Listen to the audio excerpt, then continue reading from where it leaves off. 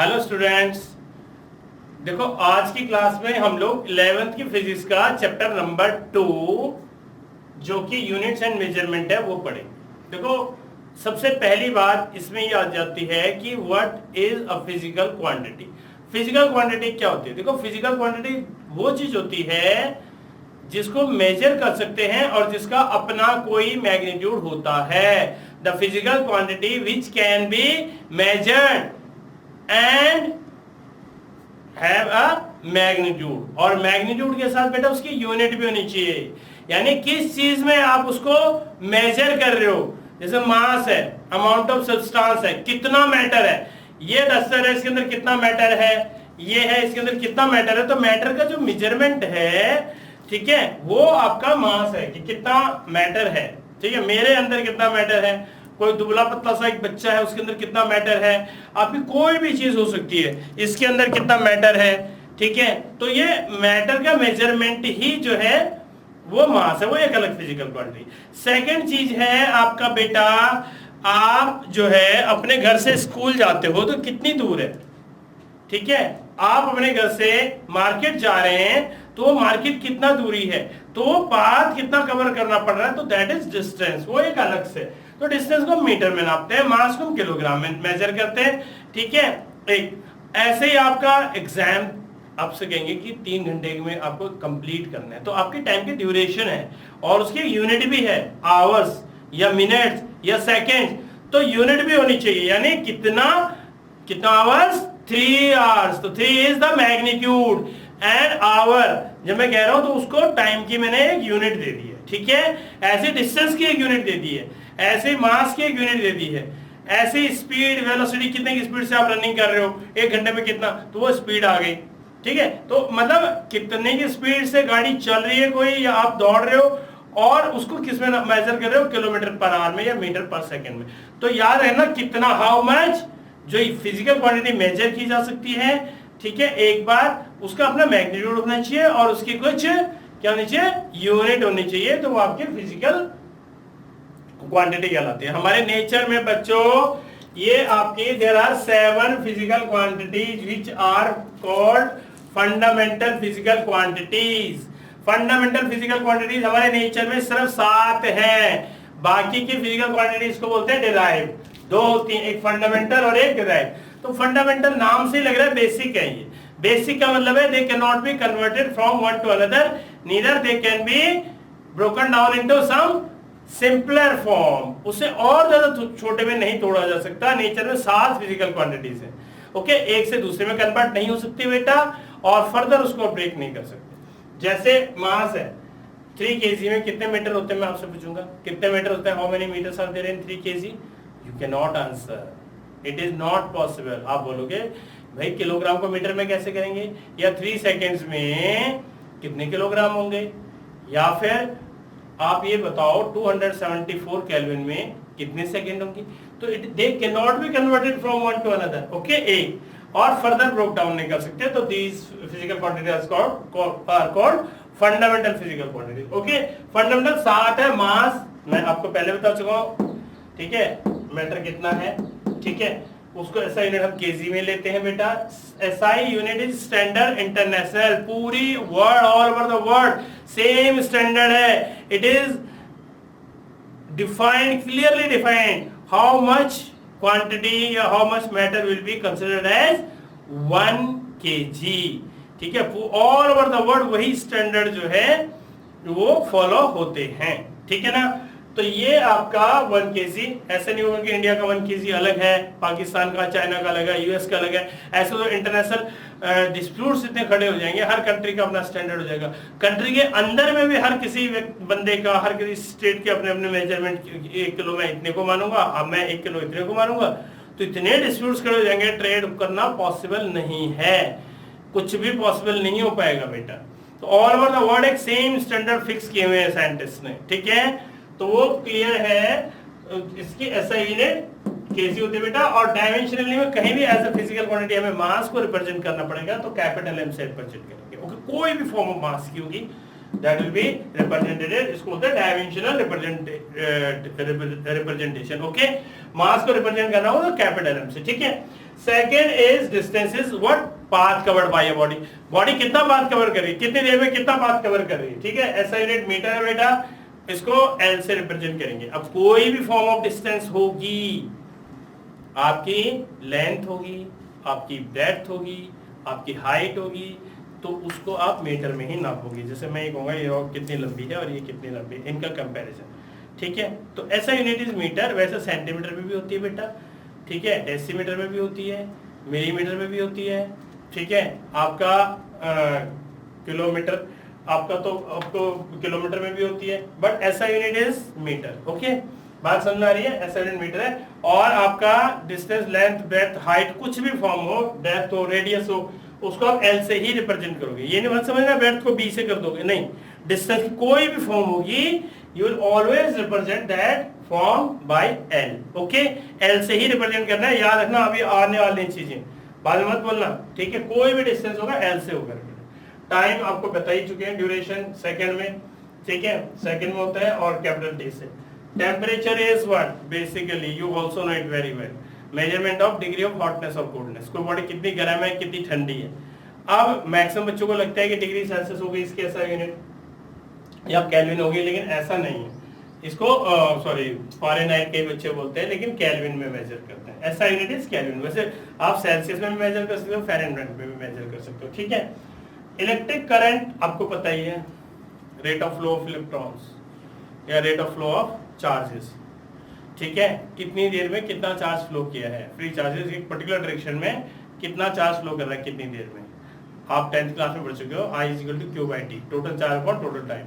Okay, इसको ampere में measure करते हैं बेटा, इसको इसकी ऐसा यूनिट के नाम से पहले लेटर से, ऐसे इसको भी इसके ऐसा यूनिट के पहले लेटर से दिखाते हैं, ठीक है। क्योंकि टी को हमने कैपिटल टी से दिखाते, तो टेम्परेचर को हम टी से नहीं दिखा सकते, तो इसके पहले लेटर से ऐसा यूनिट के। इलेक्ट्रिक करंट को इसके ऐसा यूनिट के पहले लेटर से। ओके, अमाउंट ऑफ सब्सटेंस में देखो आपने पढ़ा था 9th क्लास की केमिस्ट्री में पढ़ा होगा, मोल में मेजर करते हैं। Particle, what is 1 mole, a collection of 6.023 into 10⁻23 particles के कलेक्शन को 1 मोल बोलते हैं बेटा, ठीक है। बहुत ही माइक्रोस्कोपिक लेवल पे जब हमें मेजर करने होते हैं पार्टिकल्स, तो हम उसको मोल में मेजर करते हैं बेटा, ठीक है। क्लियर है, बहुत माइक्रोस्कोपिक लेवल पे, मतलब एटम्स देखने हमें, मॉलिक्यूल्स देखने, तो इतने के कलेक्शन को हम 1 मोल बोल देते हैं, इतने पार्टिकल्स के कलेक्शन को 1 मोल बोल देते हैं, ठीक है बेटा। ये एक फिजिकल क्वांटिटी अलग होगी, ठीक है। ऐसी luminous intensity is basically brightness, कितना लाइट आ रही है, ठीक है, पर सेकेंड, कितना उसकी ब्राइटनेस है। ये बल्ब है, इससे ज्यादा आ रही है, या पर सेकंड, पर मीटर स्क्वायर एरिया पे, या पर मीटर, हम ये कह सकते हैं पर मीटर सॉलिड एंगल पे 1 सेकंड में कितनी लाइट आ रही है। पर जो है स्टर्डियन, सॉलिड एंगल को स्टर्डियन में मेजर करते हैं कि 1 सेकंड में एक सॉलिड एंगल पे कितनी लाइट पड़ रही है। ज्यादा number of rays of light पड़ रही है तो आपका ल्यूमिनोसिटी ज्यादा है, यदि कम है तो कम। उसको कैंडेला से मेजर करते थे, ठीक है। कैंडल से कैंडेला बना हुआ है, एंशिएंट टाइम में रहा होगा इसका, कि मतलब जो है ब्राइटनेस को मेजर करने के लिए कैंडल स्टैंडर्ड फिक्स रही होगी, ठीक है, कि इसको हम ये कैंडेला बोल रहे हैं, इससे जितना लाइट आ रही है, ठीक है। तो वो स्टैंडर्ड अभी भी इसको ब्राइटनेस को मेजर करने के लिए कैंडेला में ही मेजर होती है, ठीक है ना। लेकिन अब उसकी डेफिनेशन चेंज कर दी है साइंटिस्टों ने, कि पर यूनिट जो है solid angle, per unit solid angle per second में how much the number of rays of light strike, ठीक है। क्लियर है कि नहीं। तो वो आपका CD में मेजर करते हैं, कैंडेला CD। बहुत ज्यादा आपका कंसर्न इससे नहीं है, आपका बाकी सब चीजें आपकी ये हैं, ये एक से दूसरे में कन्वर्ट नहीं हो सकते हैं, ठीक है। ये 7 फंडामेंटल इसलिए कहलाती है, ठीक है बेटा। बाकी जितने भी फिजिकल क्वांटिटीज हैं they can be broken down into the form of these 7 ones. इन 7 की फॉर्म में जितनी भी physical quantity all over the world आप कहीं चले जाओगे बेटा, तो उनको आप इन 7 की में से 1 की फॉर्म में, 2 की फॉर्म में, 3 की फॉर्म में तोड़ते तोड़ते तोड़ते ला सकते हो। इसीलिए उनको डिराइव्ड फिजिकल क्वांटिटी बोला गया। क्या बोला गया? Derived physical quantity. जैसे एरिया है बच्चों, एरिया क्या होता है? Length into breadth. तो कितनी लेंथ है और कितनी ब्रेड्थ है, तो लेंथ भी डिस्टेंस है, ब्रेड्थ भी डिस्टेंस है। तो मैंने आपको पहले ही कहा था कि डिस्टेंस को आप एल से रिप्रेजेंट करोगे, तो लेंथ को डायमेंशनली आपने कैपिटल एल से किया बेटा रिप्रेजेंट, ठीक है, और ब्रेड्थ को भी आपने किससे किया, डिस्टेंस है तो ब्रेड्थ को भी कैपिटल एल से, तो एल स्क्वायर लिखोगे, फंडामेंटल के टर्म में आ गया। Volume length into breadth into height होता है, length into breadth into height होता है बेटा, length is distance, breadth is distance, height is distance. तो हर जगह मैंने कहा था लेंथ जो है, डिस्टेंस जो है वो लेंथ हो, ब्रेड्थ हो, हाइट हो, डेप्थ हो, रेडियस हो, कुछ भी हो, उसको आप एल से ही रिप्रेजेंट करोगे। तो एल को भी कैपिटल एल से स्मॉल एल को, ब्रेड्थ को भी कैपिटल डिस्टेंस है और हाइट भी डिस्टेंस, तो L into L into L, L cube हो गया बच्चे, ठीक है। अब वेलोसिटी की बात आई है। What is velocity? Displacement upon time, displacement upon time, displacement is what, L, time is what, T, L upon T, तो it will be L T minus 1, it will be L T minus 1, okay, L upon T, T की power 1 है, ऊपर जाएगी तो minus 1 हो जाएगी बच्चे। Acceleration is what, what is acceleration? Acceleration is velocity upon time. What is बेटा acceleration? Velocity upon time. तो वेलोसिटी के तो हम पहले निकाल चुके हैं यहाँ पर एल अपॉन टी करके, एल टी माइनस 1। अब हमें वेलोसिटी को हमने एल और टी के टर्म में ले लिया था, डिस्टेंस और टाइम के टर्म में, एल टी माइनस 1 आ गई थी, तो एल टी माइनस 1 अपॉन में टी। अब टी जब ऊपर जाएगा, टी की पावर 1 थी, टी का मतलब है उसकी पावर 1 है बच्चे, 1 है, ये ऊपर जाएगी तो उसके बाद फिर माइनस 1 हो जाएगी, तो टी की पावर माइनस 1 ऑलरेडी थी, ये टी की पावर 1 भी माइनस 1 होगी, तो माइनस 1 इंटू माइनस 1 टी की पावर माइनस 2, टी की पावर क्या होगी, minus 2। Linear momentum is what? Linear momentum is product of mass and velocity. कितना मास है और कितनी उसकी वेलोसिटी है। देखो एक छोटा सा बात बता रहा हूं मैं, ढक्कन फेंक के मारा मैंने टक से, ठीक है, वी वेलोसिटी से, इससे ज्यादा चोट लगेगी या इससे ज्यादा चोट लगेगी? ये डस्टर है, इससे ज्यादा चोट लगेगी, या फिर इससे ज्यादा चोट लगेगी, ये पेपर वेट है, ऑब्वियस है जिसका मास सबसे ज्यादा है उससे ज्यादा चोट लगेगी, भी सेम वेलोसिटी से फेंका तो। और फिर अब यही पेपर वेट है, धीरे से फेंकूंगा और बिल्कुल तेज से फेंक दूंगा, एकदम तेज से, तो ज्यादा चोट किससे लगेगी? जब ज्यादा स्पीड से फेंक रहे। तो linear momentum is basically impact. Impact कितना हो रहा है, तो वो मास बॉडी का और वेलोसिटी मिलके इम्पैक्ट डिसाइड करता है, ठीक है। तो लीनियर मोमेंटम होता है mass into velocity, is basically it is impact, okay. तो मास कितना है इनटू वेलोसिटी, दोनों मिलके डिसाइड करते हैं, इन दोनों का प्रोडक्ट होता है। मास को हम पहले बता चुके हैं बच्चे, कैपिटल एम होता है, कहीं भी मास आएगा तो मास का एम से रिप्रेजेंट करते हैं, तो कैपिटल एम से, और वेलोसिटी को मैं पहले ही बता चुका हूं आपको, एल टी माइनस 1, तो M into V, M into L T minus 1, ये एम एल टी माइनस 1 हो गया बच्चे। अब फोर्स, फोर्स के बारे में देखो 9th क्लास में तो आप पढ़ ही चुके हो, Newton second law of motion है, force is equal to product of mass and acceleration. अभी फिर पढ़ोगे आप 5th चैप्टर में, फिर पढ़ने वाले हो, ठीक है।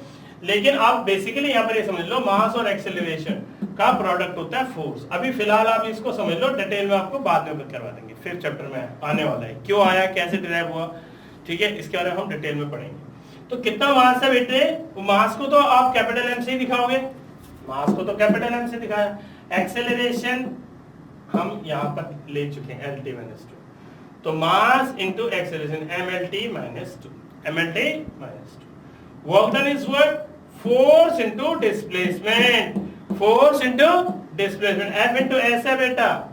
तो फोर्स की तो एम एल टी माइनस 2 पहले ले चुके हैं, और डिस्प्लेसमेंट आपका डिस्टेंस की शॉर्टेस्ट फॉर्म होती है, ठीक है। स्ट्रेट लाइन में चला गया डिस्टेंस पर्टिकुलर डायरेक्शन में, वही डिस्प्लेसमेंट होता है, पर्टिकुलर डायरेक्शन में स्ट्रेट लाइन में। तो है तो डिस्टेंस बात के वर्ड, एस इज डिस्प्लेसमेंट बेटा, S is displacement, displacement is what, shortest distance from initial to final position.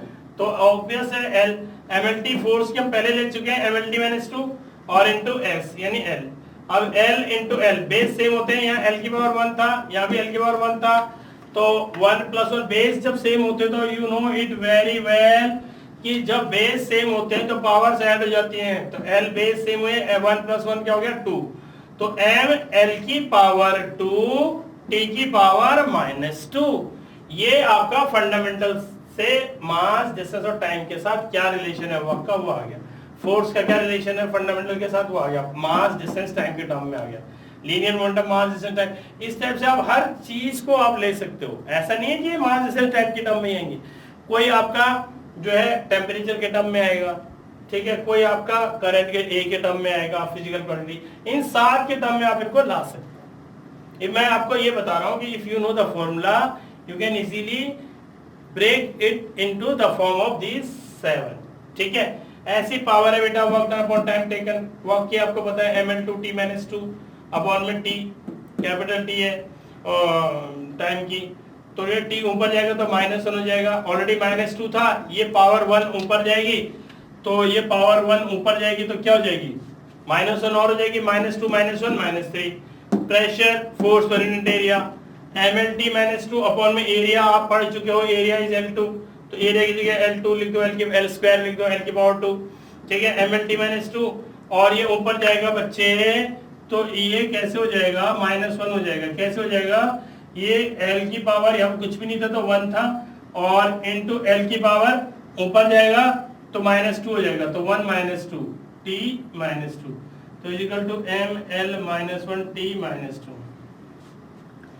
Impulse क्या होता है, फोर्स इनटू टाइम का प्रोडक्ट होता है, mlt - 2 इनटू t, तो फोर्स इनटू टाइम, फोर्स और टाइम का प्रोडक्ट है, mlt - 2 इनटू t, तो mlt - 2 + 1, तो कितना हो जाएगा बेटा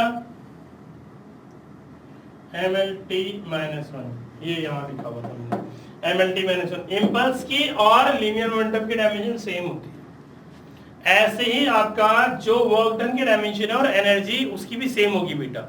energy is what, basically what is energy, energy आपने पढ़ा था, ठीक है ना, जो चेंज इन 9th क्लास में एनर्जी की यूनिट जूल होती है और वर्क की भी जूल होती है, ठीक है। Basically change in energy is work, ठीक है, कितनी एनर्जी में चेंज है वही वर्क होता है, तो जो ऐसे यूनिट भी सेम होती है एनर्जी की और जूल की भी। आप एनर्जी कोई भी एनर्जी से ले सकते हो बेटा, कोई भी एनर्जी की डायमेंशन आप देखोगे तो आपकी यही आएगी। तो दुनिया के जितने भी फिजिकल क्वांटिटीज हैं वो इन 7 के रूप में ब्रेक हो रही हैं, इन 7 फंडामेंटल फिजिकल क्वांटिटी। एनर्जी देखो ना, हाफ mv², काइनेटिक एनर्जी का फॉर्मूला होता है बेटा, हाफ को तो half is constant, you just need not to take this half into consideration, okay. Physical quantities को लो तो इसमें m की डायमेंशन कैपिटल 1 m lt - 1 का स्क्वायर है बेटा, v स्क्वायर, तो it will B m into l square t की पावर -2, l का स्क्वायर t की पावर -2, ये आ गया काइनेटिक एनर्जी। तो ये काइनेटिक एनर्जी हो गया। ऐसी पोटेंशियल एनर्जी भी ले सकते हो, कोई भी फॉर्म ऑफ एनर्जी होगी वो वर्क के इक्वल आएगी, ml2t - 2, देखो ml2t - 2, ठीक है, क्लियर है कि नहीं आपका, ठीक है, क्लियर है आपका। एंगुलर वेलोसिटी हो गया, एंगुलर वेलोसिटी क्या हो जाएगा बेटा, एंगुलर वेलोसिटी होती है ओमेगा, ये होती है कितने डिग्री का एंगल बना और कितनी देर में बना, यानी इसको हम लेते हैं angular rate of change of angular position of a body. Angular position, आप धीरे धीरे धीरे एक सर्कल ड्रॉ कर रहे हो, तो एक आर्क ड्रॉ करिए आपने सर्कुलर, धीरे धीरे धीरे कर रहे हो तो बहुत ज्यादा टाइम लगेगा, लेकिन एकदम से कर दोगे तो बहुत कम टाइम में, तो कितने टाइम में कितने डिग्री का एंगल हुआ, तो ये याद रख लेना, इसमें थीटा एंगल अपॉन में टाइम। अब एंगल को बेटा रेडियन में लेते हैं, लेकिन उसको आप यहां लेने की जरूरत नहीं है, इसको आप लोगे 1 अपॉन में, ठीक है, एंगल आपका जो है फिक्स है, कांस्टेंट मान रहे हैं हम यहाँ पर, ठीक है, मान लो एंगल की वैल्यू कांस्टेंट है, ठीक है, वैसे तो रेडियन में मेजर करते हैं एंगल को, ऐसा यूनिट एंगल की रेडियन होती है, ठीक है ना, प्लेन एंगल की, ठीक है, तो 1 अपॉन टी कंसिडर कर सकते हो बेटा, ठीक है, इसको 7 फंडामेंटल क्वांटिटीज में कहीं भी नहीं आता ये, ठीक है, तो 1 अपॉन टी, तो टी की पावर -1, ठीक है। सॉलिड एंगल की जो यूनिट होती है, प्लेन एंगल की जो यूनिट होती है वो रेडियन होती है, सॉलिड एंगल की जो 3 डायमेंशनल प्लेन में एंगल बनता है, ठीक है, जिसमें 3 डायमेंशन इन्वॉल्व होती है वो स्टर्डियन होती है। इन दोनों को 7 फंडामेंटल में भी नहीं रखा गया है, इनको हम बोलते हैं सप्लीमेंट्री फिजिकल क्वांटिटी, जो इसके साथ होती है, ठीक है ना, बात समझ में आ रही है कि नहीं आ रही, इसके अलावा 7 के अलावा, तो उसको हम अभी यहाँ पर नहीं ले रहे हैं। तो 7 फंडामेंटल के टर्म में मैंने थीटा को रेडियन को नहीं लिया, 1/t कर दिया, तो t के और -1 आ गया, ठीक है, हम एंगुलर वेलोसिटी कहीं भी डायमेंशन लेंगे तो ये लेंगे, ठीक है, क्लियर है कि नहीं। आप कोई भी फिजिकल क्वांटिटी कोई भी उसको आप निकाल सकते हो, उसकी वैल्यू को कैलकुलेट कर सकते हो। If you know the formula I can calculate the क्या डायमेंशन। देखो यूनिवर्सल कांस्टेंट ऑफ ग्रेविटेशन है, universal constant of gravitation, okay, gravitation, इसके वैल्यू आपको फाइंड आउट करनी है, ठीक है, पता होना चाहिए फॉर्मूला। आपने 9th क्लास में पढ़ा था, ये m1 मास है, ये m2 मास है, if it is separated by r distance से सेपरेटेड है, ठीक है। तो आपको ये तो पता है ना, F is equal to G m1 m2 upon में r स्क्वायर। अब F की डायमेंशन आपने पढ़ ली है, फोर्स की क्या होती है, m1 की कैपिटल M होगी, m2 की भी, और r की L होगी। तो सबकी डायमेंशन लिख दो, g की अपने आप आ जाएगी mlt-2। फोर्स की डायमेंशन पता है बेटा, फोर्स की डायमेंशन ये रही, is equal to G m1 की कैपिटल M, इसकी भी कैपिटल M अपॉन में L स्क्वायर। डिस्टेंस क्या होता है, डिस्टेंस की कोई भी फॉर्म आपकी L होगी तो ये हो जाएगा m L की पावर 1 इंटू L की पावर 2, ये भी यहाँ मल्टीप्लाई हो जाएगा t की पावर -2 अपॉन में m into m is equal to g, okay. एक m से एक m कैंसिल हो गया बेटा, m ऊपर चला जाएगा, m की पावर -1 L का स्क्वायर t की power -2 is equal to g, ठीक है, क्लियर है कि नहीं है, बात समझ में आ रही है। ये आप फाइंड आउट कर सकते हो, m की पावर -1 L स्क्वायर t की पावर -2। ऐसे ही आपका जो है यूनिवर्सल गैस कांस्टेंट केमिस्ट्री में आएगा आपका, ठीक है, जो केमिस्ट्री का आई थिंक 3rd या 4th चैप्टर में होगा ये यूनिवर्सल गैस कांस्टेंट, ठीक है ना, universal gas constant. Universal gas constant को कैसे निकालोगे बेटा, आपको एक आइडियल गैस इक्वेशन है, आइडियल गैस इक्वेशन केमिस्ट्री में ही अभी पढ़ोगे, मैं सिर्फ डायमेंशन लिखवा बता रहा हूँ कि डायमेंशन कैसे फाइंड आउट करोगे, ये सब फॉर्मूले आगे आएंगे आपके पास। आइडियल गैस इक्वेशन वो होता है pressure into volume, P into V is equal to nRT, P into V is equal to nRT, where P क्या है, प्रेशर है, where P is pressure, okay, V is equal to volume, N is equal to number of moles, T is equal to temperature. T is temperature, okay. And R is universal gas constant. Universal gas constant, okay. R. इसकी dimension find out करनी है, you know the dimensions of others, ठीक है, you know the dimensions of others, okay. तो P is pressure, V is volume, N is number of moles, T is temperature, R is universal gas constant, ठीक है। Pressure की क्या होगी बेटा, सबकी रख दो, जो डायमेंशन फॉर्मूला आपको आता है वो सब रख दो, ठीक है ना। तो m l -1 t -2, वॉल्यूम क्या है L cube, is equal to n number of mole की क्या होगी बेटा mol। R की फाइंड आउट करनी है बस, ठीक है, बाकी सबको टेम्परेचर की आपको K पता है, तो ये हो जाएगा m l -1 t, ये L क्यूब इंटू -1, ये ml स्क्वायर हो जाएगा बेटा, ml स्क्वायर t -2 अपॉन में मोल